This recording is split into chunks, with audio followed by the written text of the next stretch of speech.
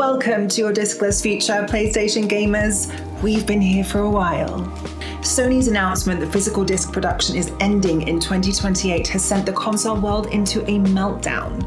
A petition to appease the announcement has already gained over 200,000 signatures, and gamers have flocked to a 13-year-old PlayStation upload on YouTube, leaving hundreds of comments to a video that shows gamers how to share games with one another by simply handing it over. Physical media is something that many of us have grown up with, and the old adage of if it ain't broke, don't fix it comes to mind. But if Sony adapts to consumer needs and a decision that they're unlikely to reverse, console gamers could end up in a much more positive spot long term. Digital content as it stands works. We can see that with PC due to storefronts like Steam or regular discounts from places like Humble Bundle. What'll make or break that future that we're heading towards is that the onus is now on Sony and the wider console market to make sure that there's a steady flow of good discounts and sales instead of consistently high digital prices. The other side of the coin is how this sets a precedent for an entirely discless future and how it will contribute further to dwindling sales in spaces like mom and pop shops.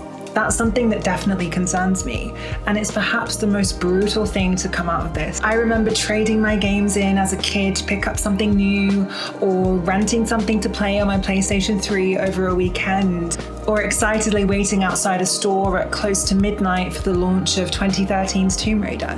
The scope for those memories will be dramatically reduced.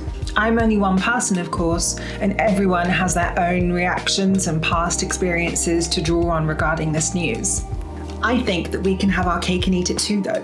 Here's my suggestion: limited edition physical disc releases.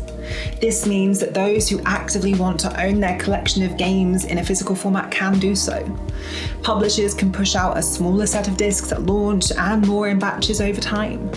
Future consoles can provide disc drives as a separate add-on, meaning that down the line, people who do purchase discs can pass them on to secondhand stores or loved ones. It's not a perfect solution, and it wouldn't help reduce the barrier of entry to physical discs, likely due to higher resale prices and additional hardware costs, but it would act as a way to keep physical content alive in a world that we're hurtling towards, while also reducing production costs and waste.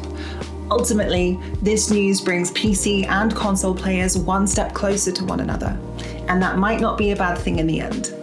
Whether it is or not depends entirely on what corporations do next.